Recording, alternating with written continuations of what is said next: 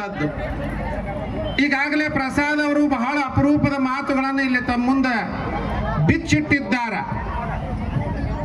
ಸಂಸ್ಥೆಗೆ ಎಂತ ಹೆಸರಿಟ್ಟಿದ್ದಾರಂದ್ರೆ, ನಾವೆಲ್ಲೋ ಜಾತಿ ಆಧಾರದ ಮೇಲೆ, ಅಧಿಕಾರದ ಆಧಾರದ ಮೇಲೆ ಹೆಸರುಗಳನ್ನು ಇಡ್ತೀವಿ.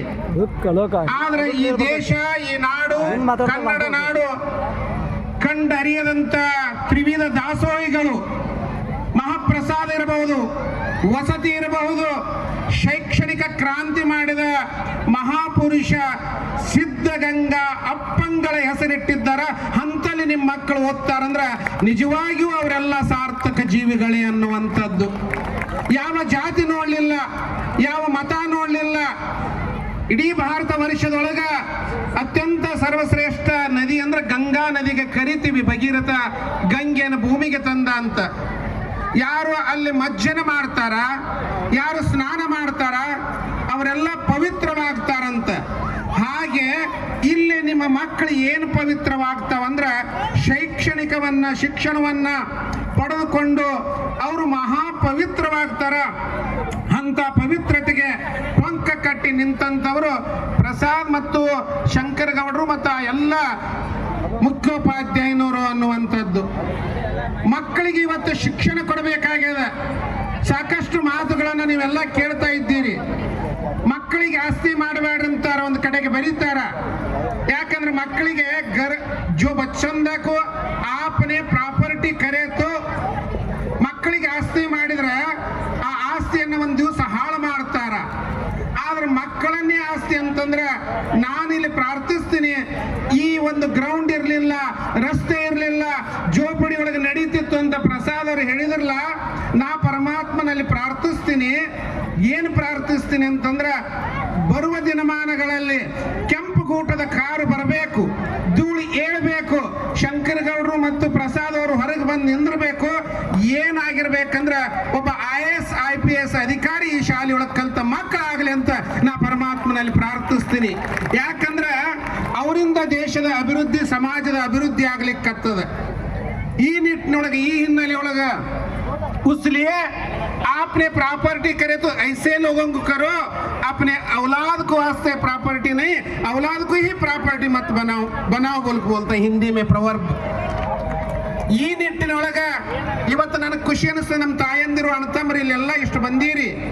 ನಿಮಗೆ ನೋಡಿದ್ರೆ ಎಷ್ಟು ಖುಷಿ ಆಗಕತ್ತದಂದ್ರೆ, ಧಾರಾವಾಹಿ ನೋಡೋದು ಬಿಟ್ಟು ಮಕ್ಕಳ ಆಟೋ ಪಾಠಗಳನ್ನ ನಮ್ಮವ್ವ ನಗಾಕತ್ತಾಳ, ನಮ್ಮ ಒಬ್ಬ ತಂಗಿ ನಗಲಿಕ್ಕತ್ತಾಳ. ಇಲ್ಲಿ ಒಂದು ಮಾತು ಕೇಳ್ರಿ, ಮಕ್ಕಳಿಗೆ ಸಿದ್ದೇಶ್ವರ ಜಾತ್ರೆ ಒಳಗೆ ಹೋದಾಗ ಒಂದು ಬಂದೂಕನ್ನು ಕೊಡಿಸ್ಬೇಡ್ರಿ, ಆಟಿಕೆ ಸಾಮಾನು ಕೊಡಿಸ್ಬೇಡ್ರಿ, ಅದು ಕಾಯಂ ಬಂದೂಕ್ ಹಿಡಿತದ. ನಿಮ್ಮ ಮಗುವಿನ ಕೈಯಾಗ ಭಗವದ್ಗೀತಾ ಕೊಡಿಸ್ರಿ, ದಿವ್ಯ ಕುರಾನ್ ಕೊಡಿಸ್ರಿ, ಬೈಬಲ್ ಕೊಡಿಸ್ರಿ, ಬಸವಾದಿ ಶರಣರ ವಚನ ಕೊಡಿಸ್ರಿ. ಆ ಮಗು APJ ಅಬ್ದುಲ್ ಕಲಾಂ ರಂಗೊಬ್ಬ ಈ ದೇಶ ಕಂಡೇರಿದ ರಾಷ್ಟ್ರಪತಿ ಆಗ್ತಾರ. ಅಂತ ಮಕ್ಕಳು ನಿಮ್ಮವಾಗಲಿ ಅಂತ ನಾನು ಪ್ರಾರ್ಥಿಸ್ತಿದ್ದೇನೆ ಅನ್ನುವಂಥದ್ದು. ಈಗಾಗಲೇ ಪ್ರೇಮಾನಂದ ಅಣ್ಣ ಮಾತಾಡ್ತಾರ, ಏನು ಹೆಸರಿಟ್ಟಿದ್ದಾರೆ ಸಿದ್ಧಗಂಗೆ ಅಪ್ಪಗಳು ಅಂತಂದ್ರೆ, ಇಲ್ಲೊಂದು ಮಾತು ಬರ್ತದೆ, ಮಕ್ಕಳಿಗೆ ಸಂಸ್ಕಾರ ಬಹಳ ಮುಖ್ಯ ಅದ. ಮೊಬೈಲ್ ಕವರ್ ಎಷ್ಟು ಚೇಂಜ್ ಮಾಡ್ತೀರಿ ವರ್ಷದಾಗ? ನಮ್ಮ ಮೌದೇರು, ಅಕ್ಕ ತಂಗಿಯರು, ಅಣ್ಣತಮ್ಮರು ಬರ್ಕೊಳ್ರಿ ತಲೆಯಾಗಿದನ. ಮೊಬೈಲ್ ಎಷ್ಟು ಕವರ್ ಚೇಂಜ್ ಮಾಡ್ತೀರಿ ಅಷ್ಟು ಪುಸ್ತಕದ ಕವರ್ ಚೇಂಜ್ ಮಾಡ್ರಿ. ಪುಸ್ತಕದ ಕವರ್ ಚೇಂಜ್ ಮಾಡಿದ್ರೆ ಬದುಕಿನ ಕವರ್ ಚೇಂಜ್ ಆಗ್ತದ. ಬದುಕಿನ ಕವರ್ ಚೇಂಜ್ ಆದ್ರೆ ಅಲ್ಲೊಬ್ಬ ಪುಣ್ಯಾತ್ಮನಾಗ್ತಾರ. ಅಂತ ಮಕ್ಕಳು ಈ ಸಿದ್ಧಗಂಗಾ ಶಾಲೆ ಮಕ್ಕಳಾಗಲಿ ಅನ್ನುವಂಥದ್ದು. ಇದಕ್ಕಾಗಿ ಡಾಕ್ಟರ್ APJ ಅಬ್ದುಲ್ ಕಲಾಂ ಅವರು ಒಂದು ಕಡೆಗೆ ಬರೀತಾರ, ಬರ್ಕೊಳ್ರಿ ಈ ಮಾತುಗಳನ್ನು ತಲೆಯೊಳಗ. ನಾನೊಂದು ಏನು ಸಾಕಿದೆ ಅಂದ್ರೆ ಅಳಿಲು ಸಾಕಿದೆ, ಓಡಿ ಹೋಯಿತು. ನಾನೊಂದು ಗಿಳಿ ಸಾಕಿದೆ, ಹಣ್ಣು ತಿಂದು ಹಾರಿ ಹೋಯಿತು. ನಾನೊಂದು ಗಿಡ ಹಚ್ಚಿದೆ, ಆ ಗಿಡದೊಳಗ ಗಿಳಿನೂ ಬಂತು, ಅಳಿಲೂ ಬಂತು ಅನ್ನುವಂಗ ಈ ಪುಣ್ಯಾತ್ಮರು ಬಿರಾದಾರ್ ಅವರು ಮತ್ತು ಶಂಕರ ಗೌಡರು ಏನು ಕಟ್ಟಿದ್ದಾರಂದ್ರ, ಒಂದು ಉತ್ತಮ ಶಿಕ್ಷಣ ಸಂಸ್ಥೆಯನ್ನ ಸಾರ್ವಜನಿಕವಾಗಿ ಕಟ್ಟಿದ್ದಾರಲ್ಲ, ಇದು ಈ ದೇಶದ ಪ್ರಗತಿ. ಅದಕ್ಕೆ ದೇಶ ನನಗೇನು ಕೊಟ್ಟದನ್ನೋಕ್ಕಿಂತ ದೇಶಕ್ಕಾಗಿ ನಾನೇನು ಕೊಟ್ಟಿದ್ದೀನಿ ಅನ್ನುವಂಥ ಕೆಲಸದೊಳಗೆ ಅವರು ತಮ್ಮನ್ನು ತಾವು ತೊಡಗಿಸಿಕೊಂಡಿದ್ದಾರೆ.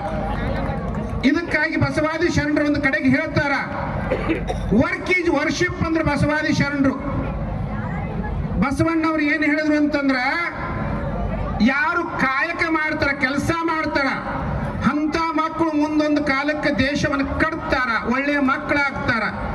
ಮಕ್ಕಳಿಗೆ ಒಳ್ಳೆಯ ಸಂಸ್ಕಾರದ ಜೊತೆಗೆ ಶಿಕ್ಷಣ ಕೊಡೋದು ಬಹಳ ಮುಖ್ಯ ಅದ. ನಾನಿವತ್ತು ಬಂದು ನಿಮ್ಮ ಮುಂದೆ ನಿಂತೀನಿ ಅಂದ್ರ, ಇವತ್ತ ಉಮರ್ ಶರೀಫ್ ಅನ್ನವ ನಿಮ್ಮ ಮುಂದೆ ಬಂದು ನಿಂತೀನಿ ಅಂತಂದ್ರ, ನಾನು ಶಿಕ್ಷಣ ಪಡೆದಿನಂತ ನನ್ನ ತಂದೆ ತಾಯಿಗಳು ಶಿಕ್ಷಣ ಕೊಟ್ಟಿದ್ದಾರಂತ. ಅದಕ್ಕಾಗಿ ಭಾರತ ರತ್ನರಾದಂತ ಡಾಕ್ಟರ್ ಅಂಬೇಡ್ಕರ್ ಜಿ ಅವರು ಹೇಳ್ತಾರ, ಏನ್ ಹೇಳ್ತಾರಂದ್ರ, ಶಿಕ್ಷಣ ಅಂತಂದ್ರ ಹುಲಿಯ ಹಾಲಿದ್ದಂತೆ. ಶಿಕ್ಷಣ ಅಂದ್ರ ಹುಲಿಯ ಹಾಲಿದ್ದಂತೆ. ಯಾವ ಹುಲಿ ಮರಿ ಹಾಲು ಕುಡಿತದ ಅದು ಒಂದು ದಿವಸ ಗರ್ಜಿಸಲೇಬೇಕನ್ನುವಂಗ ನಿಮ್ಮ ಮಕ್ಕಳಿಗೆ ತ್ರಾಸಾದ್ರೂ ಚಿಂತಿಲ್ಲ. ನೀವು ಉಪವಾಸ ಇವತ್ತು ಈ ದೇಶದಾಗ ಯಾರೂ ಇಲ್ಲ, ಆದ್ರೆ ಒಳ್ಳೆ ಟಿವಿ ತಗೊಂಡ್ಯಾ, ಫ್ರಿಜ್ ತಗೊಂಡ್ಯಾ, ನೀವು ತಗೋಬೇಡ್ರಿ ಅಂತ ನಾ ಅನ್ನೋದಿಲ್ಲ. ಆದ್ರೆ ಆ ಕಷ್ಟದೊಳಗ ಮಕ್ಕಳಿಗೆ ಒಳ್ಳೆ ಶಿಕ್ಷಣ ಕೊಡ್ರಿ, ಅವಾಗ ಮಾತ್ರ ಭಾರತ ರತ್ನ ನಿಮಗೆ ಡಾಕ್ಟರ್ ಅಂಬೇಡ್ಕರ್ ಅಂತ ಹಾದಿ ಒಳಗ ಹೋಗುವಂತ, ದೇಶಕ್ಕೆ ಸಂವಿಧಾನ ಕೊಟ್ಟು ಏನು ದೇಶ ಜಗತ್ತೊಳಗ ಮಾದರಿ ಆಯ್ತು ಅಂತ ಮಕ್ಕಳು ನಿಮ್ಮ ಮಕ್ಕಳಾಗ್ತಾರಲ್ಲ, ಭಾರತ ವರ್ಷದ ಮಕ್ಕಳಾಗ್ತಾರ. ಅದಕ್ಕಾಗಿ ನಮಗ ನಮ್ಮ ತಾಯಿನೆಲ್ಲ ಈ ಮಕ್ಕಳು ಸದ್ಯಕ್ಕೆ 10th ಕಿದ್ದವ್ರಿಗೆ ಒಂದು ಕಿವಿ ಮಾತು, ನನ್ನ ತಂದೆ ತಾಯಿ ಏನ್ ಕೊಟ್ಟಾರ ಅನ್ನೋಕ್ಕಿಂತ ಮಾಕಿ ಕದಮೋ ಮಿಹಿ ಜನ್ನತ್ ಹೈ, ತಾಯಿಯ ಪಾದದಡಿ ಒಳಗ ಸ್ವರ್ಗ ಅದ, ತಂದೆ ಸ್ವರ್ಗದ ಬಾಗಿಲಾಗ್ತಾರಂತಾರ ಹಿಂದಿ ಒಳಗ, ಉರ್ದುದೊಳಗ. ಈ ನಿಟ್ಟಿನೊಳಗ, ಈ ಹಿನ್ನೆಲೆ ಒಳಗ ಮಕ್ಕಳಿಗೆ ಶಿಕ್ಷಣದ ಜೊತೆಗೆ ಆ ಪುಣ್ಯಾತ್ಮರು ಏನು ಕಟ್ಟಾಕತ್ತಾರಲ್ಲ, ಇದನ್ನ ಅವ್ರಿಗೆ ಬೆಂಬಲ ಕೊಡಬೇಕಾಗ್ತದ. ನಿಮ್ಮ ಮಗು ಏನು ಕಲಿತದಂತ ಪೇರೆಂಟ್ಸ್ ಮೀಟ್ ಕರೆದಾಗ ಬಂದು ನೋಡಿದ್ರಿ ಅಂತಂದ್ರ ಇನ್ನೆಷ್ಟು ಉತ್ಸುಕತೆ ಆಗ್ತದ. ಅವಾಗ ನಿಮಗೆ ಮಕ್ಕಳು ಏನು ಓದ್ತಾರ ಅನ್ನುವಂಥದ್ದು. ನಿಮಗೊಂದು ಕಿವಿ ಮಾತು, ಬಂಕಿಂ ಚಂದ್ರ ಚಟರ್ಜಿ ಅವರು ಬರೀತಾರ ಒಂದು ಕಡೆಗೆ ಆನಂದ ಮಠದೊಳಗ, ಮೈಮ್ಯಾಗ ಹರಿದ ಬಟ್ಟೆ ಇರ್ಲಿ ಅಂದ್ರ ತುಮಾರಿ ಔಲಾದ್ಕು ಪಟೇಸು ಕಪ್ಪಡೆ ಪಿನಾವ್ ಬೋಲ್ಕು ಮೈ ನೈ ಬೋಲ್ ರಾವ್, ಹರಿದ ಬಟ್ಟೆ ಉಡಿಸಂತ ಹೇಳಕತ್ತಿಲ್ಲ. ಆದ್ರೆ ಕೈಯೊಳಗೆ ಒಂದು ಸುಂದರವಾದ ಪುಸ್ತಕ ಇರಲಿ, ನಿಮಗೆ ಏನೇ ಕಷ್ಟ ಇರಲಿ, ನಾವು ಯಾವುದೇ ವೃತ್ತಿ ಮಾಡಲಿ, ನಮ್ಮ ಕಷ್ಟದೊಳಗೆ ನಮ್ಮ ಮಕ್ಕಳಿಗೆ ಶಿಕ್ಷಣ ಕೊಟ್ರ ಅವರು ಒಂದು ಕಾಲಕ್ಕೆ ಮುಂದೆ ಮಹಾನ್ ವ್ಯಕ್ತಿ ಆಗ್ತಾರ. ಅದಕ್ಕೆ ಅವರು ಶ್ರಮ ಪಡ್ಲಿಕ್ಕತ್ತಾರ ಪುಣ್ಯಾತ್ಮರು. ಸಂಸ್ಥೆ ಕಟ್ಟುದು ಸರಳ ಕೆಲಸ ಅಲ್ಲ. ನಮ್ಮ ಮನೆಗೆ 4 ಬಿಟ್ಟು 5ನೇದವ್ರು ಬಂದ್ರೆ ನಾವು ಬೆವರು ಒರೆಸ್ಕೋತೀವಿ. ಇಲ್ಲೇ ಪ್ರಸಾದ್ ಅವ್ರಿಗೆ ಆಗ್ಲಿ, ಶಂಕರ್ ಗೌಡ್ರಿಗೆ ಅವ್ರ ತಂಡಕ್ಕೆ ಕೇಳಿದ್ರೆ ಎಷ್ಟು ಮಕ್ಕಳು ಅಂತ ಕೇಳಿದ್ರೆ ನಾವ್ ಹೇಳ್ತೀವಿ ನನಗೆ 3 ಮಕ್ಕಳ್ರಿ, ನನಗೆ 2 ಮಕ್ಕಳಂತ. ಅವ್ರಿಗೆ ಕೇಳಿದ್ರೆ ಹೇಳ್ತಾರ ನಿಮ್ಗೆ ಎಷ್ಟು ಮಕ್ಕಳ್ರಿ ಅಂದ್ರೆ 1000 ಮಕ್ಕಳ ತಂದೆ ತಾಯಿ ಅಂದ್ರ ನೀವು ಜನ್ಮ ಕೊಟ್ಟಿರ್ಬೋದು, ಅವ್ರಿಗೆ ವಿದ್ಯಾ ಕೊಡುವಂತ ಕೆಲಸ ಮಾಡಕತ್ತಾರಲ್ಲ ಅವ್ರಿಗೆ 1000 ಮಕ್ಕಳು. ಅದಕ್ಕಾಗಿ ವಿದ್ಯೆ ಉಳ್ಳವನ ಮುಖ ಮುದ್ದಿಕ್ಕುವಂತೆ, ವಿದ್ಯೆ ಉಳ್ಳವನ ಮುಖ ಮುದ್ದಿಕ್ಕುವಂತೆ, ವಿದ್ಯೆ ಇಲ್ಲದ ಮುಖ ಹಾಳೂರು ಹದ್ದಿನಂತೆ ಸರ್ವಜ್ಞ ಅಂತಾರ. ಉಸ್ಲಿಯೇ आपके औलाद को एजुकेशन देना बोले तो चैना को भेजो ಅಂತಂದ್ರೆ ಪ್ರವಾದಿ ಮೊಹಮ್ಮದ್ ಪೈಗಂಬರ್ ಸಲ್ಲಲ್ಲಾಹು ಅಲೈಹಿ ವಸಲ್ಲಂ ಅವರು ಅದನ್ನೇ ಬಸವಾದಿ ಶರಣರು ಏನ್ ಹೇಳಿದ್ರು, ಮಕ್ಕಳಿಗೆ ಶಿಕ್ಷಣ ಕೊಡು ಅಂತಂದ್ರು.